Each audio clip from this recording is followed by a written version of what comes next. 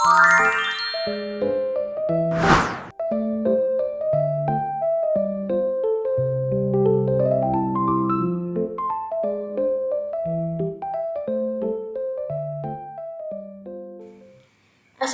warahmatullahi wabarakatuh. Hai teman-teman, izin memperkenalkan diri, nama saya Suci Wandari, saya dari kelas Akuntansi Syariah B.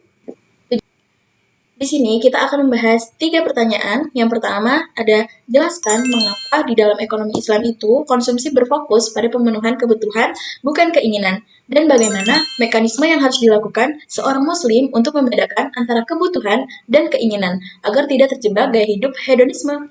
Jawabannya, dalam Islam itu konsumsi diarahkan untuk memenuhi kebutuhan, bukan sekedar keinginan, sebab harta adalah amanah, bukan tujuan hidup.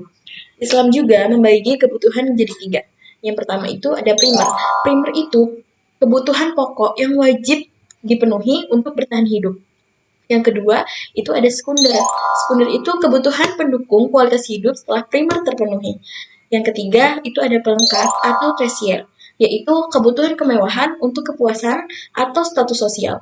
Nah, utamakan urutannya ya, jangan sampai terbalik. Agar tidak terjebak hedonisme, ada 3 cara.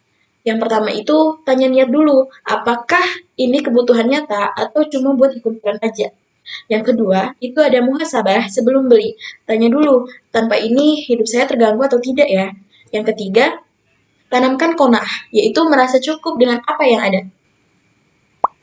Pertanyaan kedua, bagaimana ya kriteria barang atau jasa yang boleh dikonsumsi dalam Islam dan jelaskan konsep halalan thayyibannya, yang halal dan baik.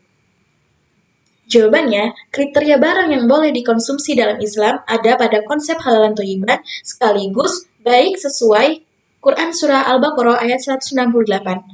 Halal berarti bebas dari 3 hal. Yang pertama, zatnya tidak haram seperti babi atau alkohol. Cara mendapatkannya tidak lewat korupsi atau riba, dan prosesnya sesuai syariat. Tapi, halal saja itu belum cukup, tetapi harus thayyib, yaitu bersih, bergizi, dan tidak membahayakan. Contohnya tuh rokok, tidak ada nas eksplisit, tapi jelas tidak thayyib karena merusak kesehatan. Jadi, keduanya itu wajib dipenuhi bersamaan. Yang ketiga, jelaskan dampak keberadaan pasar tradisional dan modern bagi masyarakat sekitar, baik dari sisi ekonomi maupun sosial. Jawabannya, pasar tradisional itu memberi dampak positif secara ekonomi dan menggerakkan pedagang kecil dan UMKM lokal secara sosial, menjadi ruang interaksi warga dan pelestarian budaya. Sedangkan pasar modern yaitu membuka lapangan kerja formal dan meningkatkan kenyamanan belanja, tapi dampak negatifnya juga nyata. Kehadirannya terlalu dekat bisa menekan omset pedagang kecil secara signifikan. Solusinya, keduanya itu harus hidup berdampingan dengan regulasi yang adil, modernisasi pasar tradisional, dan pembatasan jarak pendirian pasar modern dari pasar rakyat. Nah, itulah 3 pembahasan kita hari ini. Semoga bermanfaat. Saya akhiri. Wassalamualaikum warahmatullahi wabarakatuh.